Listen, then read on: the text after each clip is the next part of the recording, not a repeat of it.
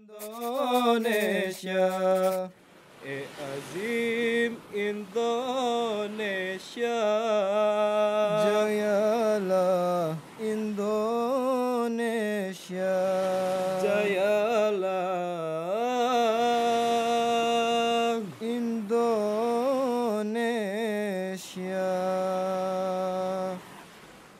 Abu Bakar Ayub HA telah menunjukkan dedikasi yang luar biasa dalam melindungi dan mendukung jemaat ilahi. Dengan segala pikirannya dan usahanya yang tak kenal lelah, ia berjuang untuk menjaga tegak akidah dan merespon setiap serangan yang datang dari pihak-pihak yang menentang Ahmadiyah. Semuanya dilakukan melalui pena yang tajam dan berani. Dalam memberikan tarbiyat, Maulana Abu Bakar Ayub selalu melihat orang. Bagaimana kondisi orang yang akan ditarbiyati. Bila terlihat keimanannya sudah begitu kuat, beliau menggunakan cara yang berbeda dibandingkan dengan anggota jemaat ataupun orang-orang di sekitarnya yang baru mengenal tentang jemaat. Jadi itu adalah satu keistimewaan yang dimiliki oleh Maulana Abu Bakar Ayub. 1950 Masehi, Abu Bakar Ayub ditugaskan sebagai mubalik di Holland, Belanda, dan kembali ke Indonesia pada tahun 1957 Masehi. Dari tahun 1957 Masehi, beliau menjadi mubalik di Indonesia. Kemudian menjadi Raisu Tablik yang membawahi dan mengkoordinir seluruh mubalik Ahmadiyah di Indonesia. Jadi tadi tahun 50 ya, setelah keadaan aman, kami tidak lagi di kampung, sudah di kota Padang Panjang, dapat surat Bapak dari Jakarta, ada kemungkinan ke Belanda ya. Nah, kita dari sana terus pindah ke Padang, ya, di Padang. Dan berlanjut berita itu, dan Bapak diminta supaya datang ke Jakarta. Ya, itu cepat sekali waktunya itu. Nah, sana rupanya memang positif dan akan berangkat ya. Tapi dalam keberangkatan ini masalah juga bahasa ya. Bapak tidak mengerti lah, dikit-dikit lah barangkali ya. Yang masih itu kan bahasa Urdu, bahasa Arab bisa ya. Sehingga selama persiapan itu bahasa Belanda diperbaiki ya. Kemudian mengurus keberangkatan segalanya ya. Dalam hal ini itu perlu kita sebutkan. Itu jemaah tidak punya uang itu untuk memberangkatkan Bapak. Yang ikut menyerahkan uang untuk berangkat itu keluarga Ibu Dharma dari Tasik, kedua Pak Bagindo Zakaria, ya, kemudian itu tukang dodol di Garut, Ibu lupa sebut. 3 orang itu ikut iuran untuk membiayai tiket Bapak ke Belanda. Beliau berangkat dan ceritanya ya.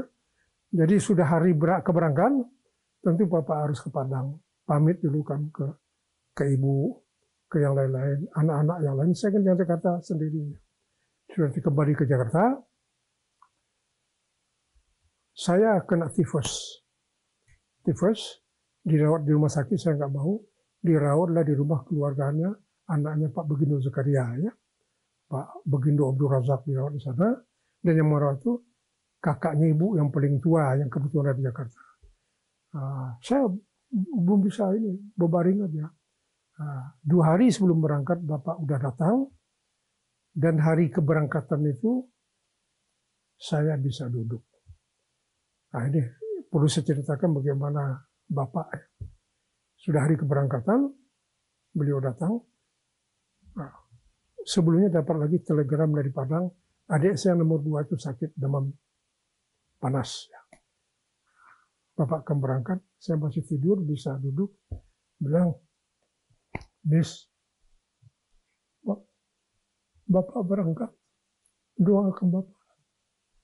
Doakan adik kamu juga sakit. Beliau berputar arah, tidak menengok. Berangkat, hanya kata, Miss, Bapak mau berangkat, doakan Bapak, doakan adik kamu. Beliau mutar badan belakang. Gini, dulu itu bapak kan di Belanda, kadang-kadang ibu suka sakit, situ apa tuh sakit situ pada sekolah rendah hanya mau lulus, bapak tuh mengangkat sekolah tinggi benar menghargai itu satu. Itu apa lagi? Ibu sakit sudah itu agak pernah mengatakan bagaimana dalam keluarga besar kadang orang udah berkurang sama kita sudah begitu, bapak kasih nasihat gitu loh. Sekarang Ananda, jikalau ingin, misalnya hari selalu dingin, selalu bidu mendapat angin, sanggupkah Ananda selalu rajin? Bapak kau dalam artinya seakan-akan sama dengan apa ya, mengajarkan kita kesabaran, dan kalau kita senang sakit belakang itu kenapa? Gitu, kira-kira begitu. Bapak emang ada apa juga tuh seni ya yang kalian ada sini ada sini juga. Kok surat bapak banyak tapi bahasa Indonesia. Ini mau bu simpan. Ini satu ada adik ibu dapat. Begini, karena uang terbatas ya mau balik itu kadang-kadang kita bercanda pak belikan itu umpamanya. Itu bapak rupanya ada tusil-tusil yang itu bapak beli gitu loh. Apa-apa beli apa teman yang mengasih lupa ibu. Ya pak kirimkan ke Jakarta. Nanti kita jual itu. Minta tolong sama kakak sepupu ibu. Dapat uang itulah. Kok apa yang mau dibeli itu dia mengirim uang tidak pernah. Ada cara itu. Itu pernah juga pak mengajar apa itu bahasa apa lupa nih. Bahasa Arab apa yang mengajar tuh. Kudam-kudam di sana yang bahasa Belanda itu. Suka aja mengasih bapak uang kadang-kadang dan juga baju-baju bekas gitu. Tapi karena kita kurang pakai dipakai sama bapak. Juga waktu bapak berangkat ke Den Haag itu kan serba kekurangan. Memang bapak orang mampu tapi maklum ya. Jadi tidak salah ibu dulu yang banyak biaya untuk bapak ke luar negeri itu apa kami mama kosak mama bagi Malindo ya. Malindo udah kan udah Razak yang suka ya. Udah Razak itu anak salah satu Malindo Malaysia Indonesia itu orang mampu lah gitu. Dibelikan koper gitu. Satu apa Amak Nurdin waktu itu kan bapak berangkat beliau juga muli ke Pembantu pakai muli sama temannya walaupun sama-sama balik. Ini saya dapat ini nih pembagian dari RI bapak tuh kerja di RI dulu Padang bahan gitu. Ambil untuk muli ini bikin jas itu dulu. Apa Mak Nurdin tuh mengasih bahan bapak buat jas itu pakai. Yang beliau sampaikan ya, yang pertama itu memang orang-orang Belanda itu cara menyikapi jemaat itu tidak seperti orang kita. Ya, bapak pernah diundang ke Leiden ya untuk berikan ceramah tentang Islam, bapak ya. Lalu beliau bertiga mau balik waktu itu, Pak Hafiz Qadarullah sebagai Rasul Tabligh, lalu ada lagi Bapak Basir namanya. Ini Pak Basir ini kemudian keluar dari meletakkan jabatan dari sebagai mau balik, kena nikah lagi. Ya, bapak juga pernah diajak begitu bapak, ya tinggal doa. Nah, lalu apa namanya perkembangan ada, tapi juga apa namanya juga pelan ya. Banyak itu memang orang-orang Pakistan yang ada di sana. Lalu pulang ditugaskan lagi tahun 71, meninggal tahun 72. Ini sebentar ya sebagai Rasul Tabligh beliau di sana. Selama di Belanda beliau juga ikut dalam penterjemahan ke dalam bahasa Belanda, beliau ikut, tapi nggak ditulis di sana. Beliau pulang ke sini, tidak lama saya itu ke Padang, tempatkan di Padang. Saya ingatnya itu tahun 61 saya belum sudah mau ujian ya. Beliau di Padang, beliau juga sempat di operasi hernia, beliau di Padang ya.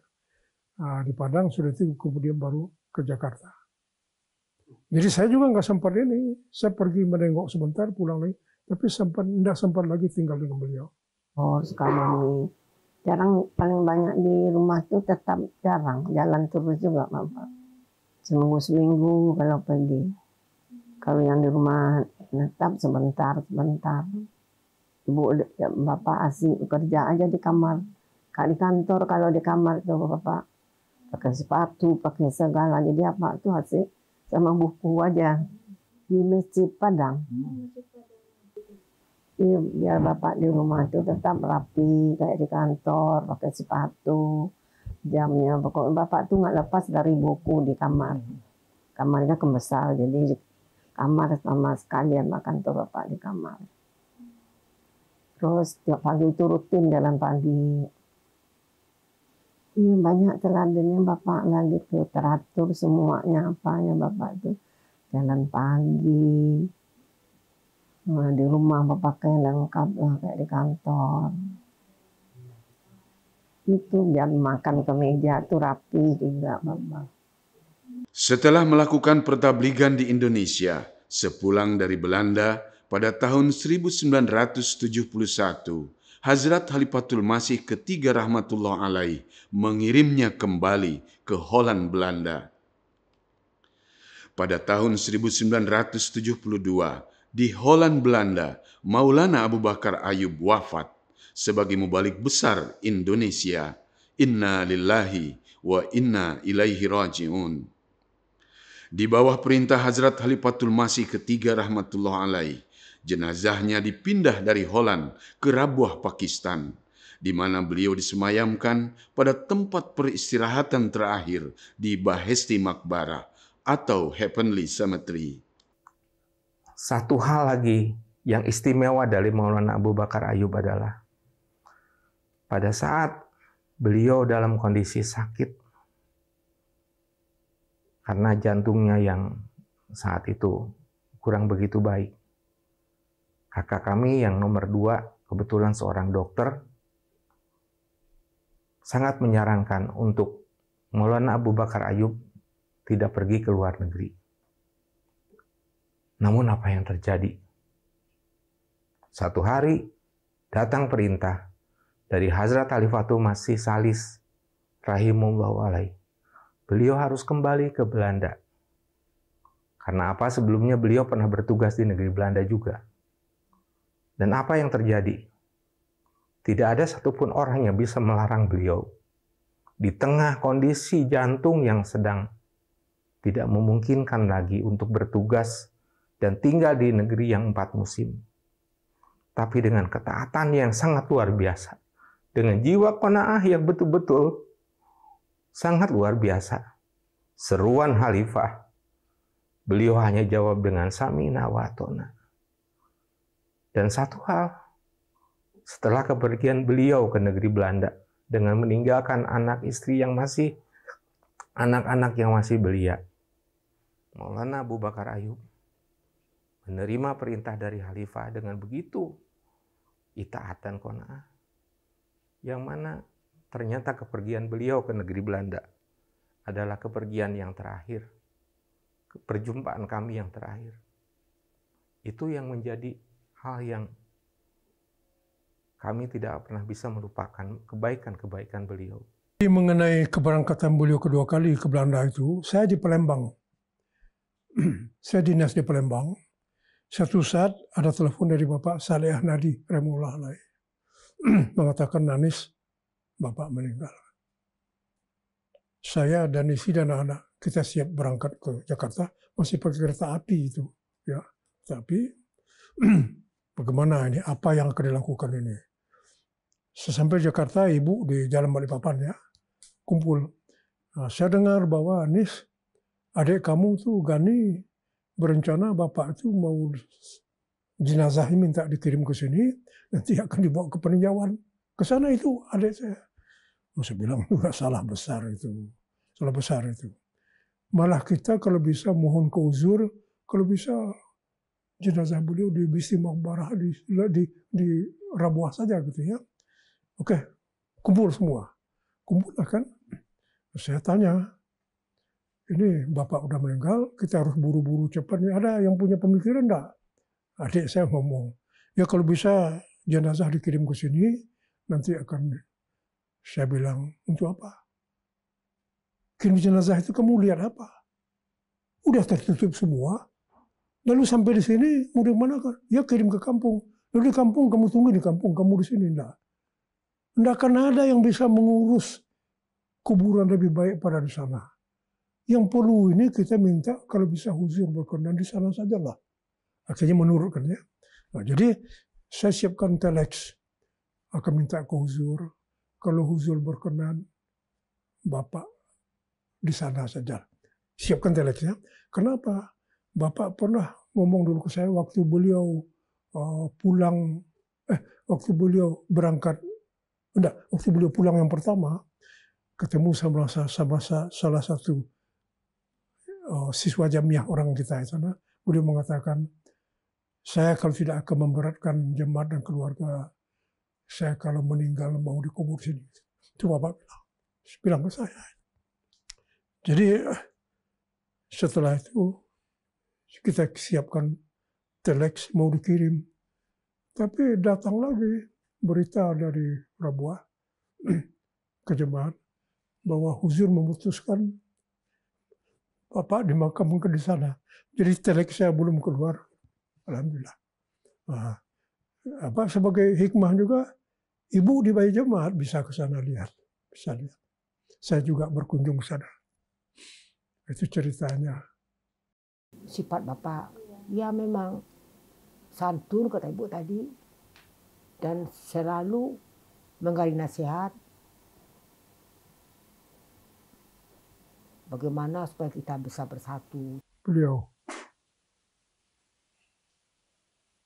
ada yang menonjol yang sama beliau itu, beliau sangat keras soal salat pada anak-anak.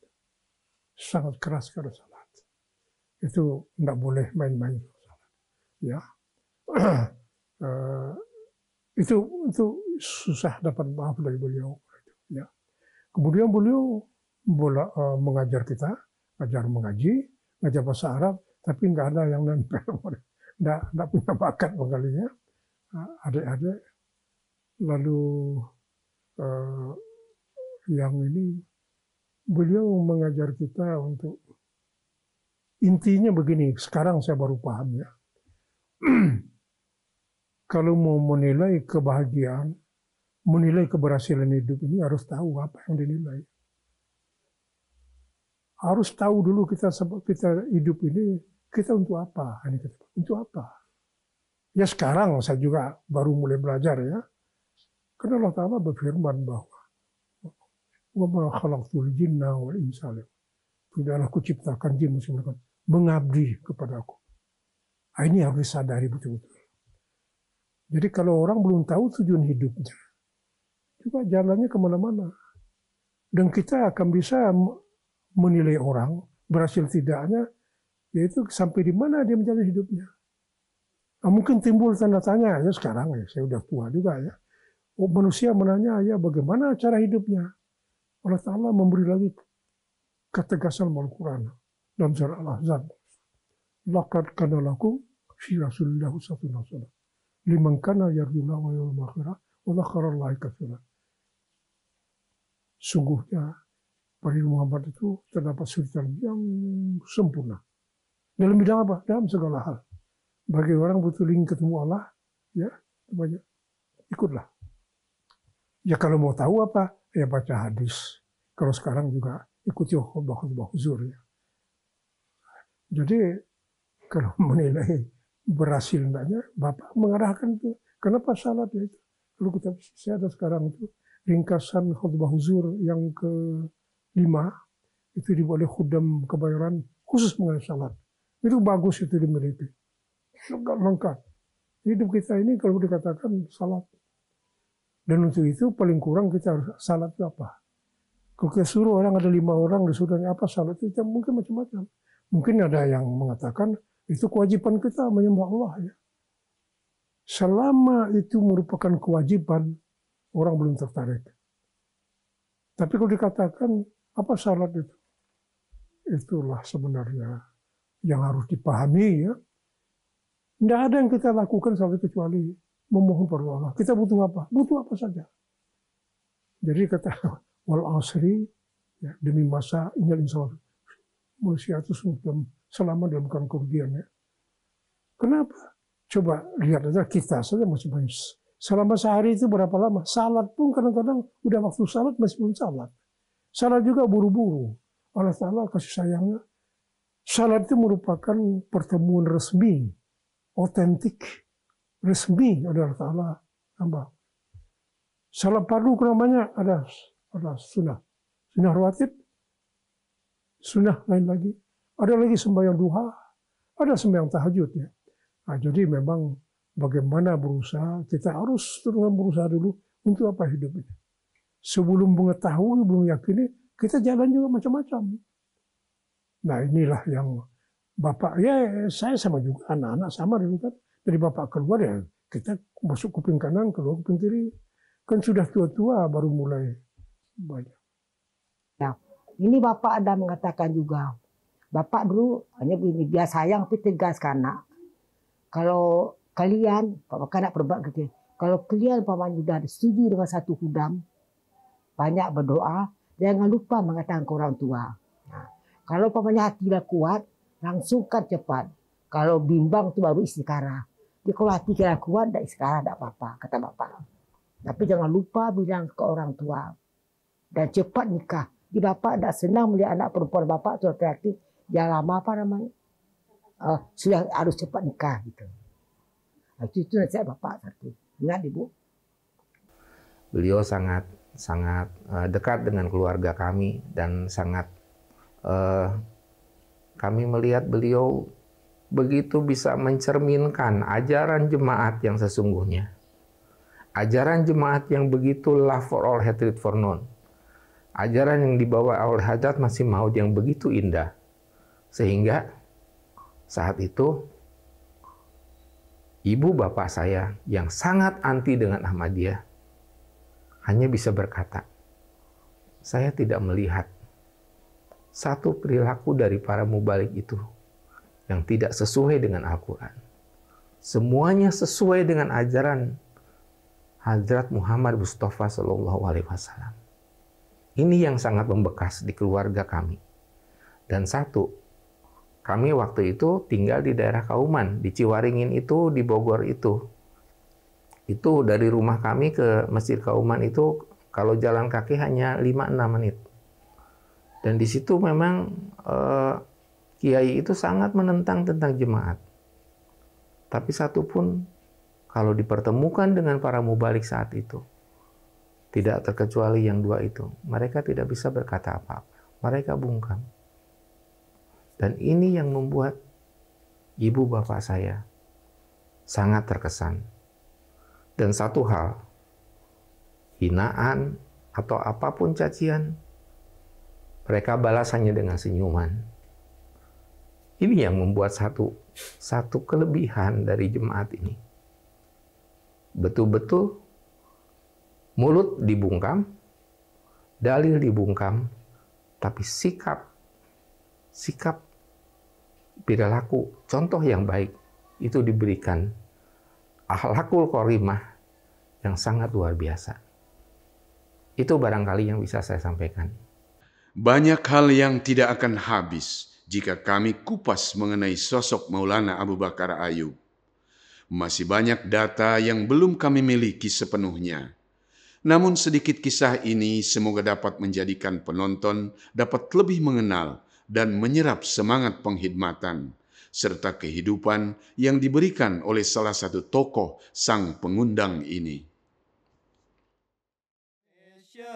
Jayalah Indonesia, azim Indonesia, jayalah Indonesia, jayalah Indonesia.